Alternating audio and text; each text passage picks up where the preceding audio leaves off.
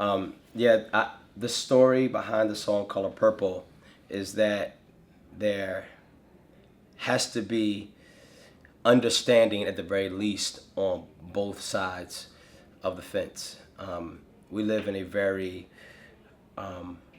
one or the other society, American culture in the West. In the East, it's actually the polar opposite. In the East, it's both and. Everything is both and, which is why they have over 633 deities. But in the West, everything is one or the other. In hip hop, nobody can hold the number. No two people can hold the number one spot. It's got to be Drake or such and such. We can't celebrate both LeBron James and Steph Curry. It's got to be Steph Curry or LeBron James. We love the rivalry. It's in our skin. It's in our blood. So I'm using all of those examples to say that we have been ingrained with that type of thinking where we feel forced to choose. And one of the things that I found is that mentality and that perspective actually shows up and finds expression in the church, unfortunately, where, we can't like both John Piper and T.D. Jakes. We can't like both Joyce Meyer and Tim Keller. We feel oftentimes socially responsible to choose one. Now, the reason why I say that we feel socially responsible is because when it all comes down to it, I found that this ends up being a very social issue. Because the truth is that if I'm reformed and there are certain books that I have that have been heralded as the books to read, and certain teachers that have been championed as the teachers to listen to, if I go outside of the pale of those teachers and outside of the pale of those books, I feel like I will be excommunicated, disfellowshipped, ousted. I feel like my peers or my contemporaries won't respect me in the same way. I didn't want to feel awkward, you know what I'm saying? So sometimes you find yourself agreeing with stuff that you don't agree with, or not disagreeing with stuff that you should disagree with, that, stuff that you might hear them say, or just being afraid to or reluctant to. Maybe they know more than you. Maybe it's a professor that you look up to, and they make statements about certain teachers and say that they're heretical or whatever. You don't want to stand up to that teacher. This is my professor. I admire him. Everything he says is right. Everything he says is true. And I've gone through that journey. I was in that space for a long time, and I was even in a lot of ways I agreed with a lot of my contemporaries and just in the people that were in the context that I was in, where I was literally like hearing a gospel song and I was I would hear Israel Houghton song, but right off the bat, without hearing the content, I already had like a predisposed bias. And when a song would come on, I would be listening critically for what he's going to say wrong. So I'm like looking for a reason to tear those things down, because of my predisposed bias, not even giving the songs a chance, not understanding the spirit of the song, even beyond the few words that may be off, if in fact they were off at all. You follow me? But it wasn't until I started actually spending time with these people, I actually ended up in their world. I ended up in their living rooms, and I ended up going to Universal Studios with them, and they became my good friends. And I started going to their churches and, hearing them preach and minister and watching them shepherd, you know what I'm saying? And when I started developing a relationship with them, it gave me a brand new perspective. Like, I got to take these guys out of the villain category. Even if they have things that are doctrinally off, which I'm not saying they do, but even if that's the case, why have I pitted us against them? And so I began to take inventory, do a lot of inventory.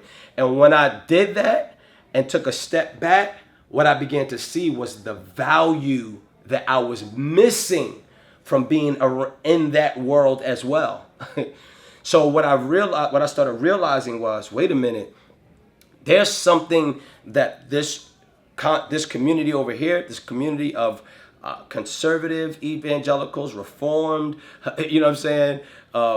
Evangelicals, can extract and can gain from hanging with these guys, and there's a lot that these guys can gain from. Okay, so let's just say over here they're a little bit more experience driven. Let's just say they're a little bit more sensational over here. Okay, so maybe sensational without the right information. So maybe we can help to inform. Maybe this side can help to inform their faith. If there was a reaching across the aisles, or if there was a reconciliation of the two sides, maybe we will be able to see, there's a lot to gain, that they can gain information from us. They can learn how to be hermeneutically correct. They can learn how to exegete the scriptures properly. They can learn, there's a lot that they may be able to learn critically, think through this, that, or the third. But then there's a whole lot that we can learn from them as well with regards to their expression. We can learn a lot about the embodiment of love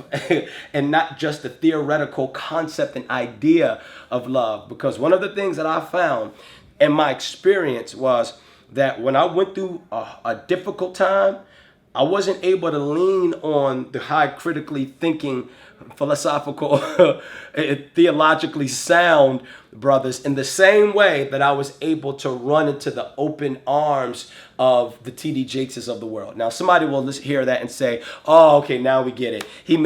This is all based on an emotional, experience that he had." But no, two things. Number one, we are emotional creatures. So there's an emotional aspect to love that once you sense it and you feel it from a certain contingent of people, and you don't feel it from another, that is cause for, you know what I'm saying? That's cause to say, wait a minute, why the difference? What's the difference, and why the difference? What can we learn from each other here? You follow me? But the other thing is, I think that it was stepping back from it and looking at both sides objectively that actually brought me to my conclusion. How in the world can the church universal make an impact or affect change out there when we can't even come together because I don't like the preacher that's preaching, and I don't look like the books that they're reading. I don't like how expressive they are, and I don't like how they yell when they preach, and I don't like how quiet they are, and I don't like, you feel me? Like, as long as those tensions exist amongst us, how in the world will we affect change outside of the context of our church? And so I think it's an important song for the express purpose, if nothing else, to get the conversation going surrounding the importance of breaking down the walls of divisions just because we may disagree on certain things that we deem dear to our hearts. It's been exactly what it needs to be, which is people, there are a lot of people that don't like it, because they feel like I am, as a matter of fact, I'm gonna tell you, one person told me, "Your album is amazing, but I can't give it to anybody because of that song. And I don't want your album to be a stumbling block." But we had a great conversation coming out of that, though. I said, so the 99.9% of the album that could actually revolutionize that person's life, you would be willing to forfeit the opportunity of seeing that person changed because of the one song that you disagree with, because of the one thing, right? And out of that flowed a very healthy conversation. But I'm just using that person as an example of how some people have responded to it. To me, that's even kind of balanced, where he would say, because other people have basically said that song made this album trash. And you are propping up heretical teachers. Then the last response that I get is, "This has literally freed me." And I'm getting that. Watch this, what I love. I'm getting that from my peers. That's what I love. I'm getting peers, contemporaries in this genre that have this song just liberated me. I was the guy who felt like, I love these people, but I can't say it out loud. You feel me? So that's what I've been dealing with. The first thing I would say is there is a distinct difference between a false teacher and someone who teaches something that is false. Because if they were the same, y'all would have stoned me by now. Because I know that I've taught something that has been false. I know I've misunderstood the scriptures. You follow me? And I know that I mean, naturally, am I preaching? Am I teaching? Am I Facebook Live sessions? Am I Periscopes? I don't think I'm on 100% of the time. You follow me? And somebody could challenge me and say, that's not true. Somebody could hear me preaching, hear me teaching, make a point and say, that's just not true. I just don't agree with that. You follow me? Because here and show me all the places in the Bible where I'm off. Well, that's an example of somebody teaching something false. A false teacher is someone in contradistinction to someone who teaches something false. Is someone who embodies, that person is characterized by teachings, fundamental teachings that are dangerous, that are unhealthy, poisonous, toxic, and their goal is to mislead.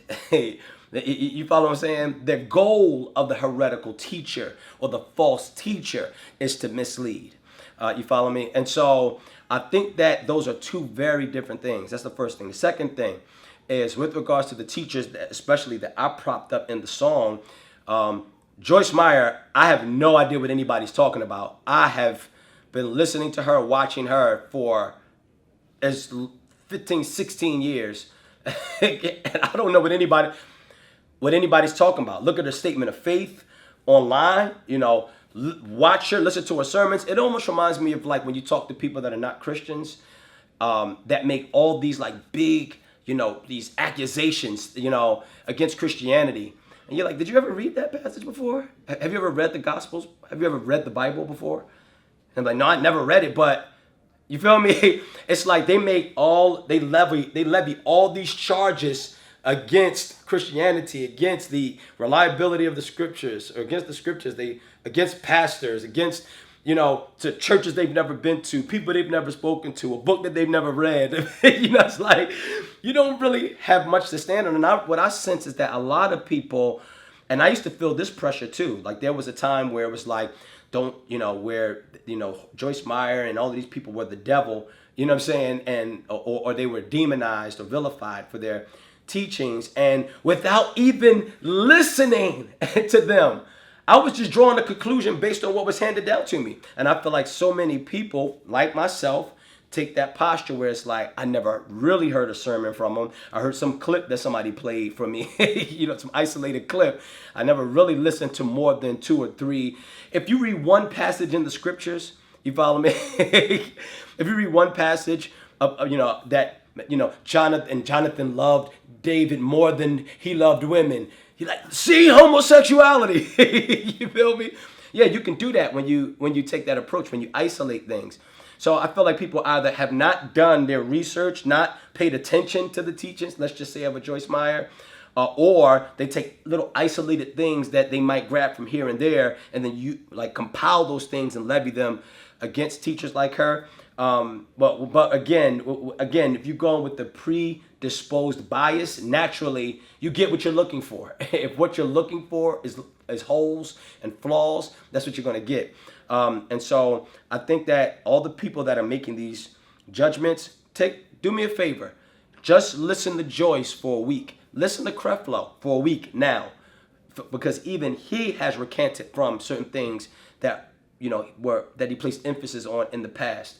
But listen to Pastor Dollar now. You follow me? Over the past 4 years, I've been listening to him. He's been talking about justification by faith alone, grace alone. You feel me? You follow me? That's been his emphasis. Imputed righteousness that can only come from Jesus Christ, not of works. But that's been his sermon for the past 3 or 4 years. He's been on that. You follow me? All I'm saying is these leaders are in process just like us. And they're in process under the microscope. You follow me? Yeah. that he asked his church to support Yeah, him in fund getting a jumbo a jet, jumbo jet, or the private national plane. news story. Yeah.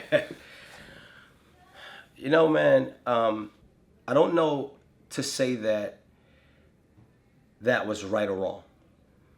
Um, I don't know the reasons for which he asked. Um, you know, literally, there's been times in my career where I felt the same exact way. Like, we're flying to 3 and 4 countries in less than 48 hours, you know, and going foreign in different continents. And I felt like, man, I wish we was flying private. Nobody feel like going through customs and whatever. Now, if what's in question is the fact that he asked his church for the money for it, with all the poverty, you feel me? I get that. You feel me? But I would be interested before I made a judgment about it and hearing the why. I don't know if he said it out loud. I didn't hear the why. But I would love to hear what brought him to that place. The why to me is what helps us to be compassionate. It doesn't tell us to justify. It doesn't. When you hear why a person does something, it doesn't. It still doesn't change the right or wrongness of it. But what it does sometimes is it helps you in your understanding, which in many cases for me has helped me to be more compassionate. So you can see a drug dealer, you follow me? Or you can see a Robin Hood, right? Robin Hood, what he did, the ends justifying the means, very relativistic, very postmodern, even then. And the ends don't justify the means, we know that. But when you understand the heart behind what he was trying to do, there's a sense in which, even though he'd still get arrested for today, there's a sense in which you still sit back and say, but I get it. You feel me? It's not justifiable. It's not excusable, but it's understandable. And so I'm saying that to say that I'm not saying that whatever Creflo's reasons for asking that will be understandable. I'm not saying that they will be. Well, what I am saying is that it's important to have an understanding of the why before you pass a hard judgment. And so that's where I would start. The second thing, again, for compassion's sake, not to justify, so don't tweet me and say, hey, Truth said, you feel me? Not to justify, not to excuse it, simply to gain an understanding for the purpose of having some sense of compassion, or not.